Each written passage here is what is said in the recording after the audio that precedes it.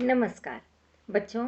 आपने बार बार कमेंट्स करके मुझे कहा कि आपको अभिव्यक्ति और माध्यम के लघुतरात्मक प्रश्नों में कुछ परेशानी आ रही है और आप उनके महत्वपूर्ण प्रश्न चाहते हैं। तो इसीलिए बच्चों मैंने सीबीएसई की परीक्षा की दृष्टि से जो महत्वपूर्ण प्रश्न हैं उनकी सूची तैयार की। लगभग 30-31 प्रश्न बन रहे थे जिन्हें सभी को एक ही वीडियो में समेटना कुछ कठिन था। तो इसीलिए मैंने 2 वीडियोज़ में उन समस्त प्रश्नों पर चर्चा की है। तो भाग 1 जिसमें कि 1 से 15 तक प्रश्न थे वह आपको पहले ही दिया जा चुका है। आज की इस वीडियो में मैं प्रश्न संख्या 16 से लेकर 31 तक के प्रश्नों पर चर्चा करूंगी। यद्यपि आपको इन प्रश्नों की सूची पीडीएफ फॉर्म में डिस्क्रिप्शन बॉक्स में भी अवश्य मिल जाएगी। तो आप इन प्रश्नों को ध्यानपूर्वक कीजिए। हर प्रश्न के उत्तर पर मैं यहाँ पर चर्चा करूँगी और ये समझाने का प्रयास करूँगी कि इसमें क्या दिया जाना चाहिए। यदि फिर भी आपको लगे कि कोई प्रश्न अभी भी समझ में नहीं आ रहा, किसी में परेशानी आ रही है, आप मुझे कमेंट बॉक्स में बताइएगा। मैं उसे दोबारा से समझाने का प्रयास करूँगी। और अधिक समय व्यर्थ ना करते हुए आइए अब जल्दी से देख लेते हैं प्रश्न संख्या 16 से लेकर 31 तक। प्रश्न संख्या 16 है, विशेष रिपोर्ट से आप क्या समझते हैं? ये कितने प्रकार की होती है? इन डेप्थ रिपोर्ट पर प्रकाश डालिए। तो विशेष रिपोर्ट समाचार पत्र और पत्रिकाओं में गहरी छानबीन, विश्लेषण और व्याख्या के आधार पर प्रस्तुत की गई रिपोर्ट होती है। और विशेष रिपोर्ट के 4 प्रकार हैं। एक तो खोजी रिपोर्ट, विश्लेषणात्मक रिपोर्ट, विवरणात्मक रिपोर्ट और इन डेप्थ रिपोर्ट। खोजी रिपोर्ट जैसा कि नाम से पता चलता है कि पत्रकार ऐसी सूचनाओं और तथ्यों को खोजबीन करके जनता के सामने लाते हैं जो पहले से लोगों को पता नहीं होती, सार्वजनिक नहीं होती। और विश्लेषणात्मक रिपोर्ट है जो कि घटना या समस्या से जुड़े हुए तथ्यों का विश्लेषण करके, व्याख्या करके प्रस्तुत की जाए। और विवरणात्मक रिपोर्ट है जिसमें कि समस्या का पूरा पूरा विवरण दिया जाए। और चौथे स्थान पर आती है in depth report. In depth report यानी डेप्थ का अर्थ है गहराई से। तो ऐसी कोई भी रिपोर्ट जिसमें सार्वजनिक रूप से पहले से प्राप्त तथ्यों को, सूचनाओं और आंकड़ों की और अधिक गहरी छानबीन करके प्रस्तुत किया जाता है। तो बच्चों, खोजी रिपोर्ट और इन डेप्थ रिपोर्ट में इतना ही अंतर हुआ। खोजी रिपोर्ट जो है उसमें वे तथ्य सामने लाए जाएंगे जो पहले से सार्वजनिक नहीं थे, और इन डेप्थ रिपोर्ट में वे तथ्य सामने आएंगे जो पहले से सार्वजनिक तो हैं किंतु उनकी और अधिक गहराई से छानबीन करके उसके महत्वपूर्ण पहलुओं को उजागर किया जाएगा। प्रश्न संख्या 17, संपादकीय किसे कहते हैं? संपादकीय जो है ये अखबार की आवाज मानी जाती है और इसमें किसी व्यक्ति विशेष के विचार नहीं होते। संपादकीय संपादक और उसके सहयोगियों द्वारा किया गया लेखन कार्य होता है, इसलिए इसमें किसी एक व्यक्ति का अथवा यूं कहें कि संपादक का नाम नहीं होता, बल्कि इसे तो पूरे अखबार की आवाज मानी जाती है। तो इसीलिए किसी समाचार पत्र की अपनी राय तत्कालीन मुद्दों पर, समसामयिक मुद्दों पर संपादकीय के माध्यम से व्यक्त होती है।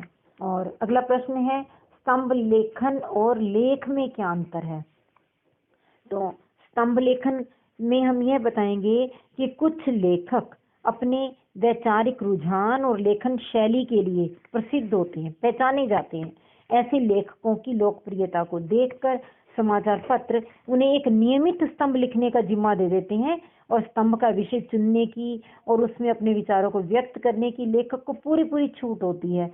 कुछ स्तंभ इतने लोकप्रिय हो जाते हैं कि वे अपने लेखक के नाम से ही पहचाने जाते हैं। और जबकि लेख की बात करते हैं अगर हम, तो संपादकीय पृष्ठ पर वरिष्ठ पत्रकार और विषय विशेषज्ञ जब किसी विषय पर विस्तार पूर्वक चर्चा करते हैं और अपनी राय रखते हैं, उसमें लेखक के विचारों की प्रमुखता रहती है, लेकिन इसमें वे अपनी राय भी तर्कों और तथ्यों के माध्यम से ही प्रस्तुत करते हैं, उसे हम लेख कहेंगे। प्रश्न संख्या 19 है, स्टिंग ऑपरेशन और डेडलाइन का क्या आशय है? तो जब किसी टेलीविजन चैनल पर पत्रकार छिपे हुए या जासूसी कैमरे की मदद से किसी गैर कानूनी, अवैध या असामाजिक गतिविधि का पर्दाफाश करते हैं और अपने चैनल पर प्रसारित करते हैं, उसे हम स्टिंग ऑपरेशन कहते हैं। कई चैनल ऐसे ऑपरेशनों को गोपनीय कोड भी दे देते हैं, जैसे कि ऑपरेशन चक्रव्यूह इत्यादि। और जो दूसरा है डेडलाइन। डेडलाइन का अर्थ है कि कोई भी समाचार पत्र जिस अवधि के बाद छपता है वह अवधि ही किसी समाचार के लिए डेडलाइन होती है। प्रायः समाचार पत्र 24 घंटे बाद छपते हैं, अतः पिछले 24 घंटे की खबरें ही छपने योग्य होती हैं। उससे पूर्व की सूचनाएं बेकार हो जाती हैं। अतः समाचार पत्रों के लिए 24 घंटे की अवधि डेडलाइन कहलाती है। दैनिक समाचार पत्रों के लिए जो 24 घंटे की अवधि होगी वह डेडलाइन होगी। प्रश्न संख्या 20 है, दूरदर्शन पर समाचार पढ़ते हुए वाचक को क्या सावधानियां बरतनी चाहिए? तो इसका उत्तर होगा कि दूरदर्शन पर समाचार पढ़ते समय समाचार वाचक को यह ध्यान रखना चाहिए कि उसकी बोली में स्पष्टता हो, विशिष्टता हो। उसे दृश्यों के साथ तालमेल बनाकर रखना चाहिए। समाचार वाचक को सहज होकर समाचार पढ़ने चाहिए। उसे विषय अनुकूल मुख मुद्रा बनाना आना चाहिए। उसे सामान्य शिष्टाचार का पूरा ध्यान रखना चाहिए। उसे अपनी वेशभूषा का भी ध्यान रखना चाहिए। प्रश्न संख्या 21 है, पीत पत्रकारिता क्या होती है? पीत पत्रकारिता का आशय स्पष्ट कीजिए। तो पीत पत्रकारिता के अंतर्गत समाचार पत्र अफवाहों, व्यक्तिगत आरोपों प्रत्यारोपों, प्रेम संबंधों का खुलासा करते हैं।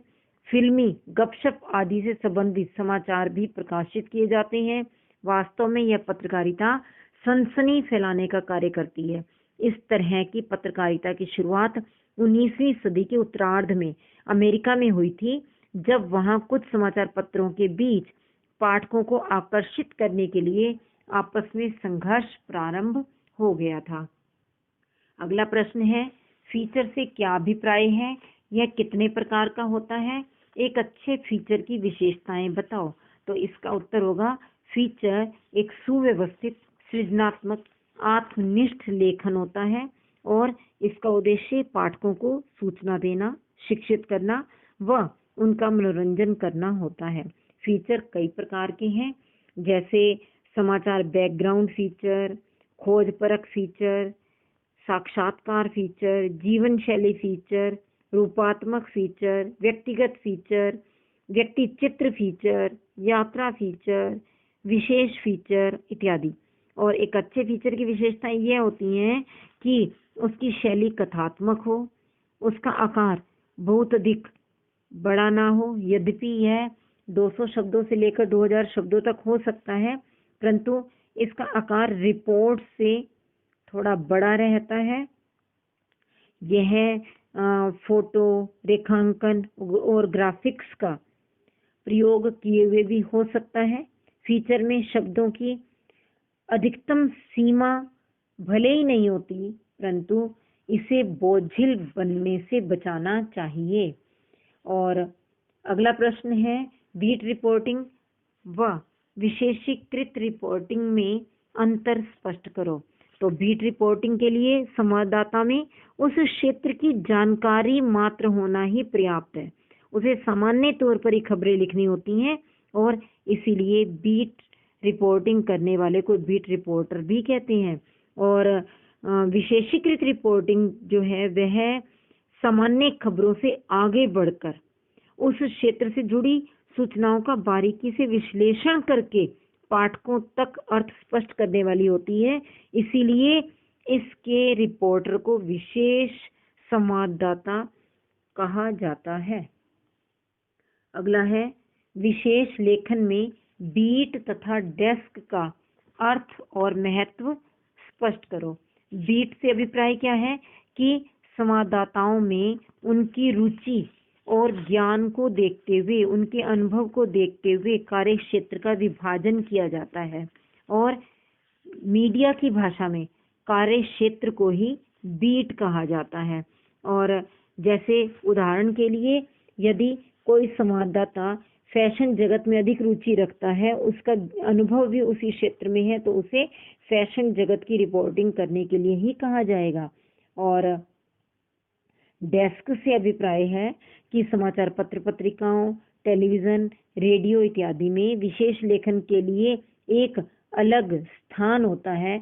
उस विशेष स्थान पर काम करने वाले पत्रकारों का समूह भी अलग ही होता है और उनसे यह अपेक्षा की जाती है कि वे संबंधित विषय या क्षेत्र में अपनी विशेषज्ञता के आधार पर ही कार्य करेंगे। उस विशेष स्थान को ही डेस्क का नाम दिया जाता है। प्रश्न संख्या 25, कविता क्या है, इसके मुख्य घटक कौन से हैं? कविता में छंद और बिंब का महत्व स्पष्ट कीजिए। तो इसका उत्तर होगा कविता इंसानी हृदय में उमड़ने घुमड़ने वाले भावों की कलात्मक अभिव्यक्ति है।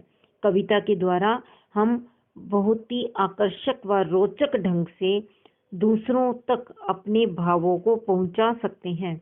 कविता के अनेक घटक हैं, जैसे भाषा का सम्यक ज्ञान, शब्द विन्यास, छंद विषयक बुनियादी जानकारी, अनुभव और कल्पना का सामंजस्य, सहज संप्रेषण शक्ति, भाव और विचार की अनुभूति।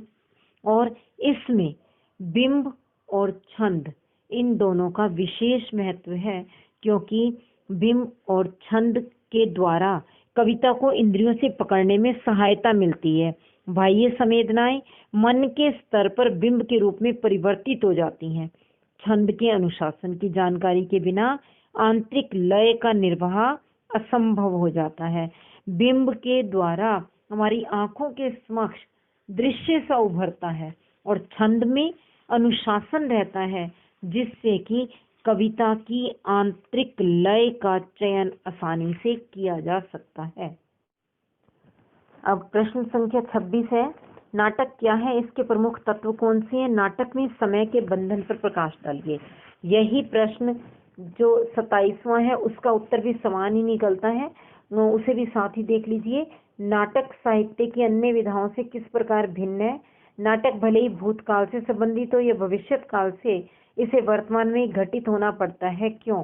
तो दोनों प्रश्नों का एक ही उत्तर निकलेगा कि नाटक साहित्य की एक ऐसी विधा है जिसे कि हम दृश्य विधा के अंतर्गत रखते हैं। यह नट धातु से बना है और इसका मुख्य रूप से आनंद तभी लिया जाता है जब इसका नाट्य किया जाता है, यानी इसका मंचन किया जाता है। इसमें नाटकीयता का तत्व, मंचन का तत्व प्रमुख रूप से रहता है और यह अन्य विधाओं से इस रूप में भिन्न है कि यह अपने लिखित रूप से दृश्यता की ओर बढ़ता है, यानी जब तक इसको मंच पर दिखाया नहीं जाता तब तक इसका पूर्ण रूप से आनंद नहीं लिया जा सकता।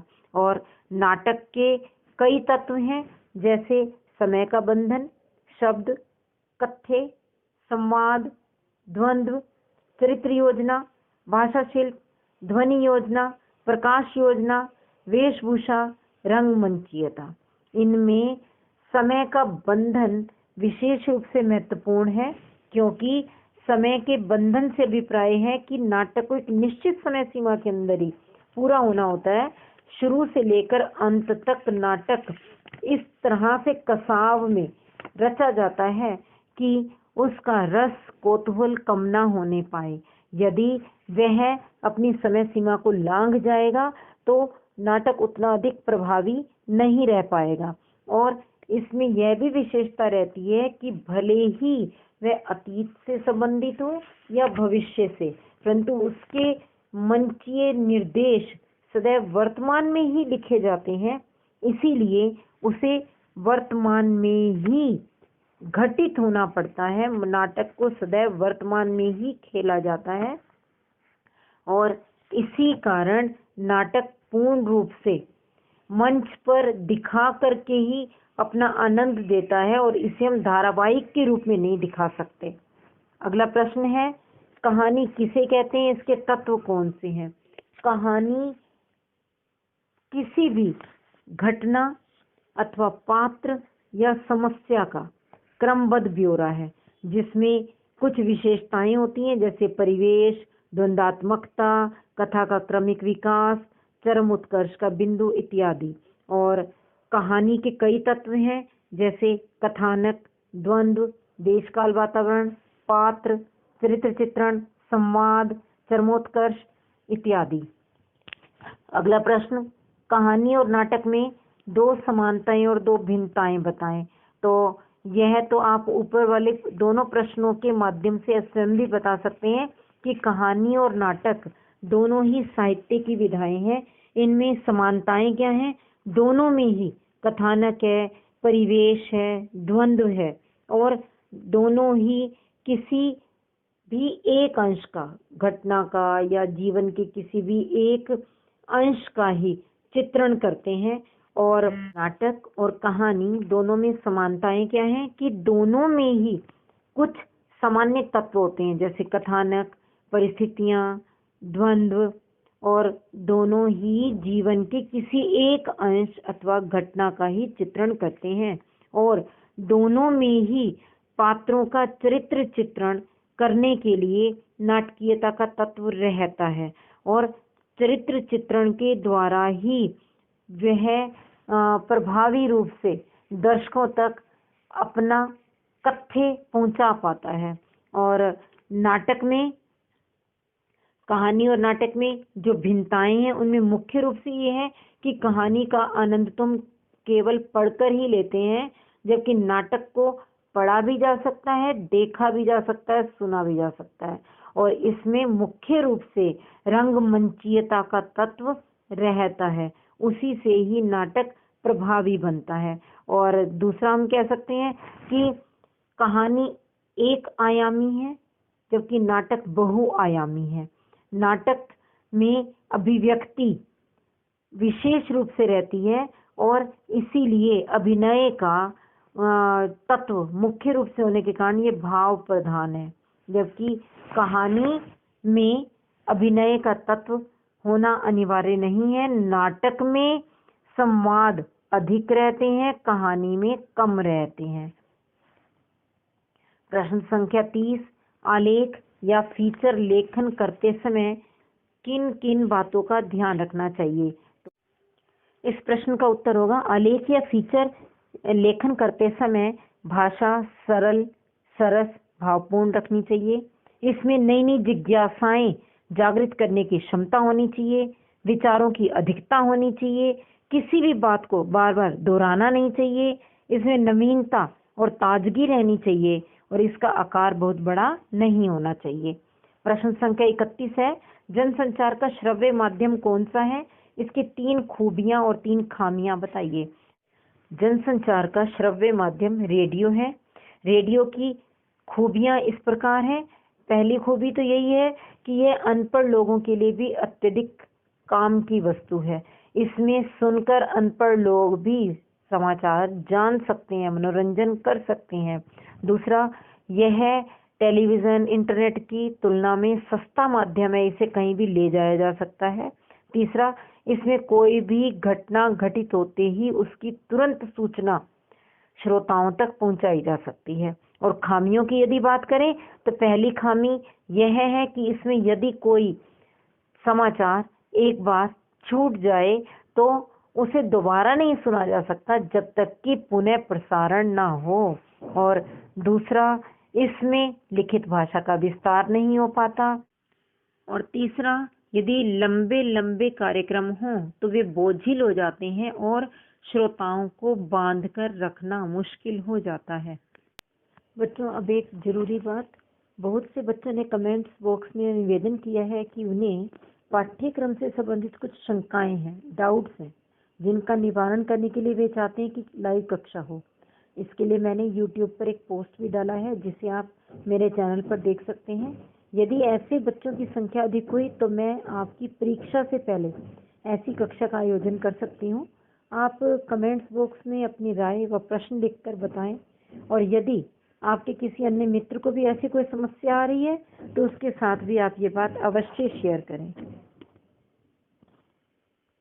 बच्चों, अब एक जरूरी बात, बहुत से बच्चों ने कमेंट्स बॉक्स में निवेदन किया है कि उन्हें पाठ्यक्रम से संबंधित कुछ शंकाएं हैं, डाउट्स हैं, जिनका निवारण करने के लिए वे चाहते हैं कि लाइव कक्षा हो।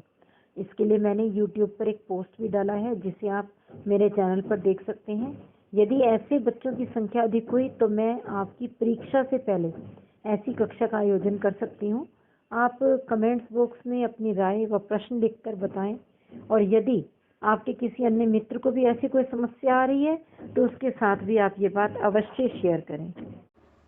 बच्चों, मुझे आशा है कि अब आपकी समस्या दूर हो गई होगी और आप अब अभिव्यक्ति और माध्यम के 2 नंबर वाले भी और 3 नंबर वाले भी प्रश्न आसानी से कर सकेंगे, क्योंकि आपको 2-2 अंकों के भी 2 प्रश्न और 3-3 अंकों के भी 2 प्रश्न करने हैं।